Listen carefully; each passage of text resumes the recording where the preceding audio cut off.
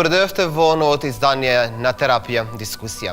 Минатата недела во епизодите кои ги следевте, некои од карактерите се вратија во своето детство и траумите кои тогаш ги доживеале. Милена, поради здравствената состојба на незиниот татко, повторно се враќа кај доктор Терзиев и за прв пат тој отворено и признава дека таа ќе му недостасувала ако се откажела од психотерапијата.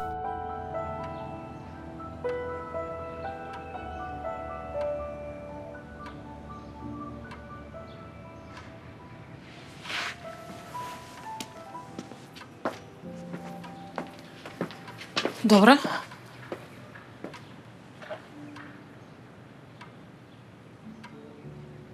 И сега што? Ако кажам да ќе бидеме конечно заедно?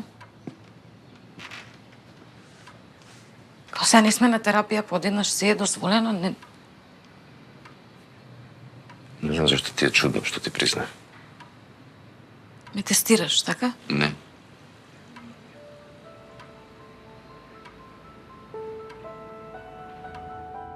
Владо се навраќа во своето детство и вели дека секогаш ги мразел викендите, бидејќи неговиот татко го носел на тренинзи за бокс, нешто што тој очигледно воопшто не сакал.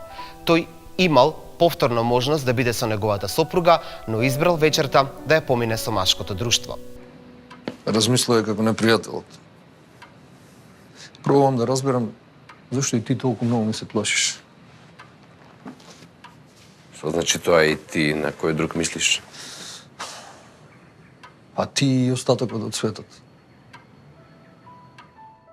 Ивана конечно на сесијата признава и дека има проблем со исхраната, дека треба повеќе да се храни бидејќи нема да продолжи со пливањето.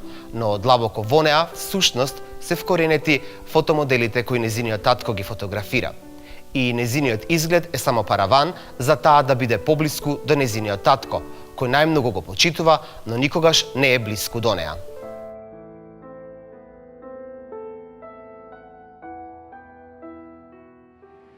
Сакаш парче? Не, фала.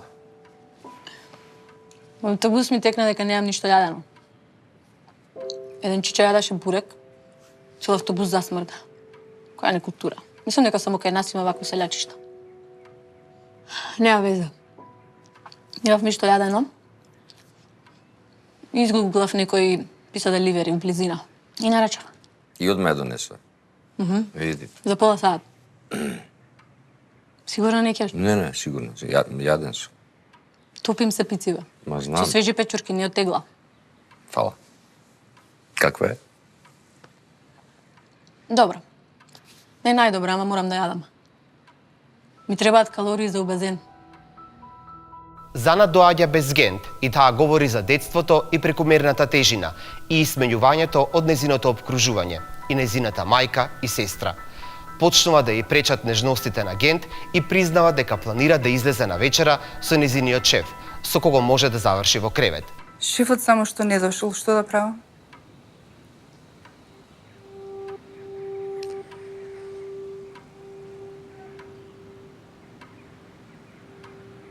Сериозно од мене барате да ви дозволам да спиете со вашиот шеф?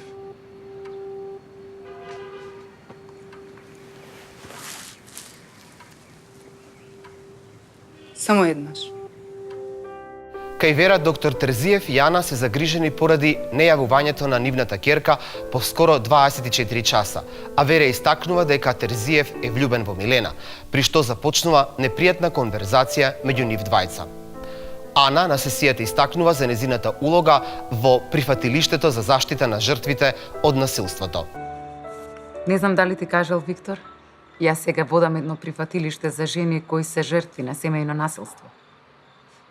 Да, би се изненадила да знаеш колку многу случаи има. Па и да и не. За жал живееме во крајно патриархална средина. И мажите се однесуваат како се да им е дозволено. Мислам, секоја чест на исклучоците. Како и да е.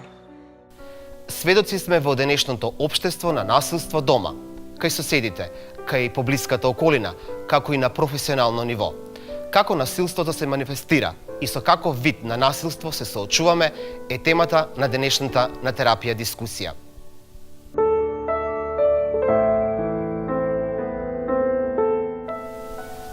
Денешната тема, која што е во на терапија дискусија, разговараме со двете наши гостинки.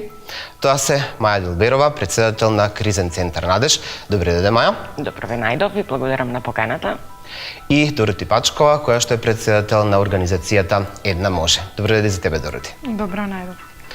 Во серијата имаме можност да видиме насилство кое што не е само семено насилство, туку и психичко насилство кое што им се случува на карактерите во терапија. Кажете ми какво насилство вие со вашето искуство досега сте имале можност да се сретнете? Маја, ќе започнеме со вас. Кај нас Кризен центар Надеж работи веќе 17 години и националната SOS линија која што е достапна 24 часа сме се среќавале со секакви видови на насилство. Го третираме семејното насилство, особено насилство врз жените. Значи, и сме имале повици за физичко насилство, психичко насилство, сексуално насилство, економско насилство, различни да не ги набројуваме видови на насилство. Дневно некогаш и по 10 повици примаме на линијата и сите се тие од различен вид. Дороти, како вашата организација со какви видови на насилство се соочува, она што го кажа Маја, или кај вас има некои поконкретни случаи за кои што вие можеле да ни изборите? Најпрво би сакала да дадам увид во тоа што всушност е насилство. Ако го перцепираме насилството како една огромна санта мраз, и според еден истражувач кој е многу релевантен, Јохан Галтунг, вели дека се што ги узурпира човековите права и слободи, се што го узурпира човековото постоење е вид на насилство. Најчесто првиот степен на насилство или елементарниот степен на насилство кој за жал и денес тука го трпат нашите жени, според искуствата кои ги имаме во нашите организации, е правото на нарушување на екзистенција, правото на узурпирање на идентитетот, правото на личната слобода и она која ја нарушува благосостојбата на една индивидуа, без разлика дали е маж или е жена. Се што ги узурпира овие 4 нешта е насилство. Во нашата организација, за жал, секојдневно се соочуваме со многу видови на насилство, меѓутоа насилството кое го трпат жените, заради тоа што најголем број од нашето членство се жени, е она со кое е најтешко ние да се избориме. Насилството, онаа санта од мразот која ја споменав на почетокот, е директното насилство за кое сите сме свесни и ние лесно да го препознаеме, меѓутоа индиректното насилство, кое е културно и структурно, или ако имаме ние култура на правење насилство, е она кое е индиректно и кое ние е тешко да го препознаеме. Семејното насилство е директно, меѓутоа ги влече корените од индиректното насилство, и најголем проблем за трпењето на семејно насилство, кое е во најголема мера родово базирано насилство, е непрепознавање на истото тоа насилство. Има ли граница кога точно може да се каже во кој момент, да речеме детето или било кој, ќе го почувствува насилството од насилникот? Дали е границата кога, значи кога тоа започнува и кога станува свесен? Жртвата кога станува свесен за тоа насилство? Ете така. Улогите на жртва и насилник многу често знаат да транзитираат, меѓутоа и жртвата да ја има свесноста за сопствената позиција, никогаш не би била жртва. Во голем број на случаи истото важи и за насилникот. И сега, најчесто насилството започнува латентно. Не може да се препознае лесно. Тогаш кога ќе почне да преминува во физичко насилство, како што нашата системска и законска регулатива го препознава, тогаш почнуваат да стануваат сериозните проблеми. Најчесто почнува како психичко насилство, што подразбира следење, демнење, мобинг, уништување на перцепцијата за самиот себе си, и потоа преминува во физичко и многу голем број завршуваат со фемициди и за овие 3 години имаме 17 убиства кои се фемициди и 70% од сите случаи на фемицид се случени токму во домот. Џабе се криеме ние од темните улички, кога оние насилства врз жените кои завршуваат со фемицид и се краен акт на дискриминација на жената, се случуваат токму од интимниот партнер на жените. И оние се извинувам, во нашево општество оние стереотипи дека добро ако ме удри еднаш не е ништо страшно, нели, не е тоа насилство, доведува до тоа да не се препознае во рана фаза, да речем, насилството, кога почнува. Како го препознавате кога почнува? Не може да се препознае баш од таа причина што кај нас се уште и не се смета за насилство, нешто што е лесно, да речем, лесна повреда или заплашување, може би, да. За некого е тоа и нормално. Така.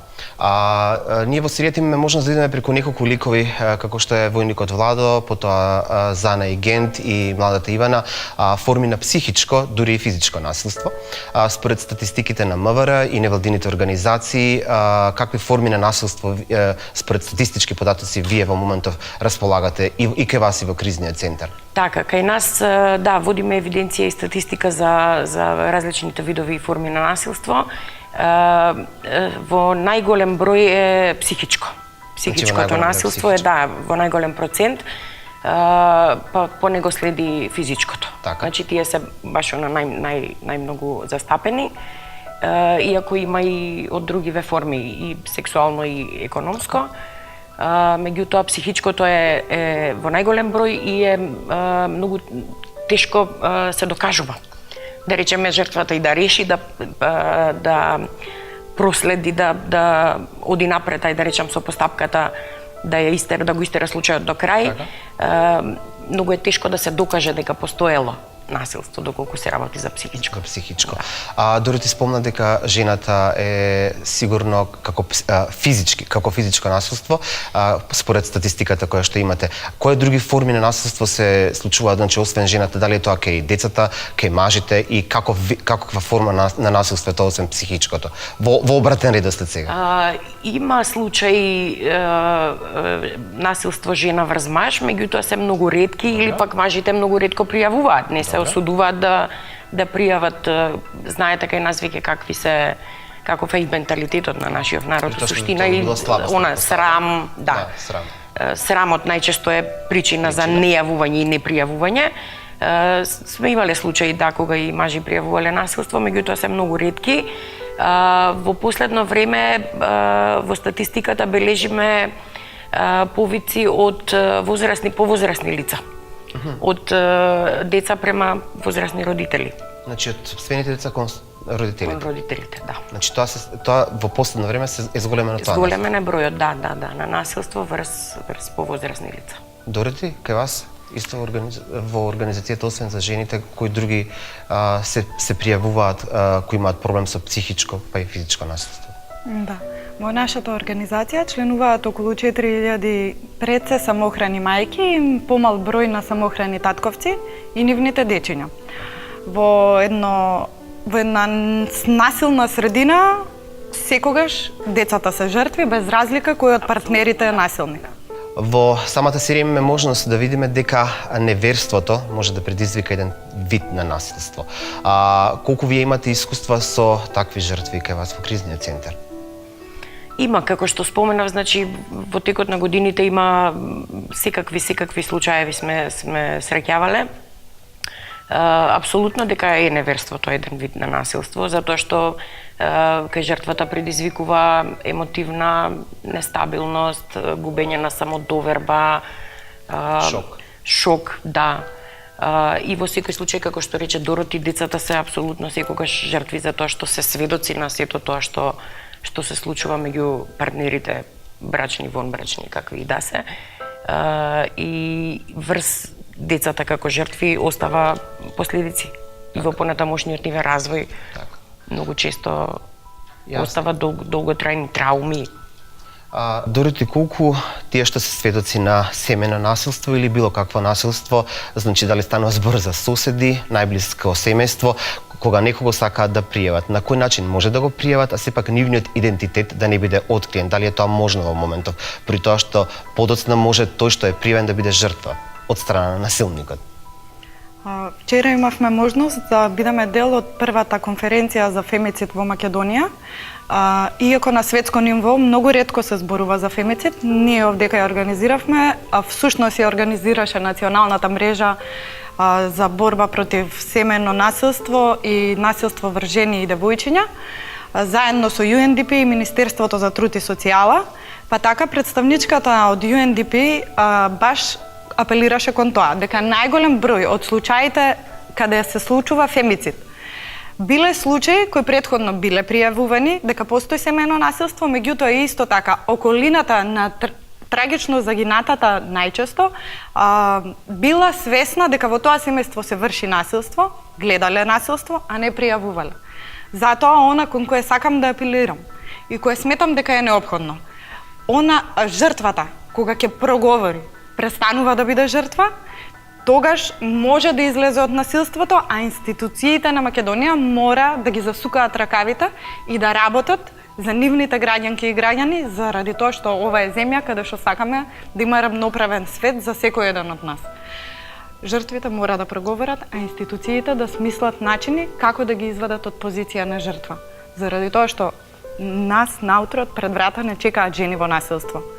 А ние сме невладина организација, граѓанска организација и не сме државен апарат. Тука сме да ги спроведеме кон државните апарати и кон институциите. Меѓутоа тие мора да развијат капацитети за секоја една жена во насилство, дете во насилство или било кој човек во насилство, да можат да му помогнат да транзитира од насилник во еден нормален, пристоен живот. Законски е можно, значи по законот за спречување, превенција и заштита од семејно насилство кој што излезе 2015, секој граѓанин кој што е сведок на семејно насилство е должен да го пријави насилството. Ми се чини дека нема казни ако не го пријавиш, меѓутоа е должен. По законот е должен да го пријави, дури Дали неговиот идентитет останува анонимен или не? Дури по анонимна пријава институциите мора да реагираат. Имаат врска, сето е декларативно така, меѓутоа се обидуваме и се бориме и сите заедно да го спроведеме ова и во пракса. При тоа што тие што се сведоци неретко може да дојдат во директна средба со насилникот, затоа и го поставив ова прашање. Сме имале повици кај нас исто од сведоци кои што не сакаат да се представат, значи токму поради стравот што ќе ми се случи после пријавувањето. Така што имаат право да останат анонимни. Маја, тоа би сакал да ве прашам, како започнува целиот процес кога жртвата ќе реши дека треба да го пријави насилството без разлика дали е физичко или е психичко, без разлика дали е маж, жена, дете или повозрастни родители. Како започнува процесот на пријавување, дали е тоа полициска станица или државен орган, па потоа ваши организации? Кај нас се јавуваат жртви или сведоци на насилство.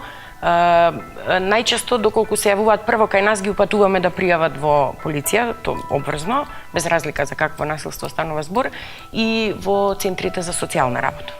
Зависно од местото од каде што се јавуваат. Нашата линија е национална, значи се јавуваат од цела држава. Така што обврзно мора да пријават во полиција и да пријават во центрите за социјална работа. Доколку некој од институциите не интервенира во моментот, ние праќаме дописи, интервенираме кај институциите за тие да излезат на терен. Добре, ти предпоставаме кај вашата организација и слично искуството. Како што кажа Маја, тоа е начинот. Со тоа што она кое ние како организација можеме да го понудиме е спроведување кон институциите, како што спомнавме. И ние, како една може, имаме платформа за само поддршка на самохраните мајки, па тие таму можат да си разменат искуство, да си го зајакнат чувството на припадност, да ги споделат искуствата една со друга, да си кажат за своите потреби, за своите силни страни, за своите јаки страни, па потоа да стануваат дел од она во кое се чувствуваат пријатно, а тоа се можности за, не знам, фокус групите кои ги правиме, психотерапевски советувања, имаме групи за самозајакнување, а доколку им е потребна правна и адвокатска помош, имаме соработка со институции и со граѓански организации пред се, кои работат во таа сфера, ги спроведуваме и код нив. Така. Маја, колку од случаите во кои што вие имате работена, значи со жртви на насилство, сте успеале како случаи да ги решите, да ги затворите како случај на насилство? Имало случаи, меѓутоа најчесто не се доведуваат до крај случаите и тоа заради тоа што најчесто жртвите решаваат да се вратат назад. Дали е тоа стравот што понатаму сама, како ќе се снајде и како ќе успее, довербата во институциите исто така ниска, кај многумина од жртвите што пријавуваат, така што најчесто се случува да се вратат во домот кај што го трпеле насилството. Мал број на случаеви се доведени до крај. Јасно. Значи да се реши комплетно. Јас сакам да се надоврзам на Маја и да потврдам дека состојбата е слична и кај нас, меѓутоа, како што и претходно спомнавме, ние како невладен сектор и како граѓанска организација можеме да понудиме решение за да решиме акутната состојба и да насочиме каде и како треба. Можеме исто така да правиме притисок кон институциите и вработените во институциите да си ја вршат работата за која се платени и за која се тука. Меѓутоа, ние не можеме да го обезбедиме она кое, например, секаде во светот се обезбеду, на многу места во светот се обезбедува за жените жртви на семејно насилство или за пак за жртвите на било каков вид на насилство. Во изминатата недела и пред локалните избори имавме можност да понудиме национална заложба за заштита на жените жртви на семејно насилство, каде ги замоливме кандидатите да пристапат и да потпишат заложба за заштита на жените во насилство. Тие ја потпишаа на заложбата, а ние се надеваме дека во иднина ќе застанат и позади истата таа заложба. Предложивме пакет мерки кои би помогнале на жртвата и на незините деца неизбежно да транзитираат од жртва во едно нормално живење. Мерките вклучуваат зголемен број на шелтер центрите и на креветите во шелтер центрите кои можат да примат жртви заради тоа што ние денес немаме таква можност да примиме онолку жени колку што имаме жени во насилство, па исто така третманот во тие шелтер центри да биде еден нормален третман каде што ќе им биде овозможена психотерапевска поддршка, некој вид на економско јакнење или насочување на жените како да дојдат до клучниот екзистенционален проблем кој го имаат жртвите, а тоа е економското јакнење. Морам да спомнам дека за таа цел истовремено и паралелно додека се работи со жртвата, мора и е неопходно да се работи и со децата кои биле сведоци на насилството, а понекогаш и директни и оние кои директно го почувствувале на своја кожа. Кој е процесот, значи кога жртвата се пријавува, доаѓа и кај вас во кризниот центар, кој прво настапува и што понатаму се случува со жртвата, значи кој со нив работи за тие да можат да кажат што се всушност им се случувало во текот на дали било психичкото или физичкото насилство. Така. Кај нас, значи, колешките психолози и социјални работници почнуваат да работат со жртвата, разговараат, се обидуваат да разговараат затоа што многу од жртвите и малку потешко се опуштаат во разговор да искажат се што им се случило. Меѓутоа има еден процес кој што психолозите и социјалните работници си го тираат кога ќе примиме жртва. Кај нас е исто, еве како што рече Дороти, значи капацитетите наши не се такви за да можеме ние да го решиме целосно проблемот кога ќе дојде. Кај нас имаме исто можност за згрижување од 24 до 48 часа, ги згрижуваме, меѓутоа понатаму ги проследуваме до центрите за социјална работа и другите шелтер центри кои што имаат можност за подолгорочно згрижување. Меѓутоа процесот е тој, значи психолозите и социјалните работници разговараат со нив, доаѓаат до некој наод, некое мислење кое што го проследуваат понатаму до институциите за да се продолжи да се види нели како ќе тече постапката понатаму.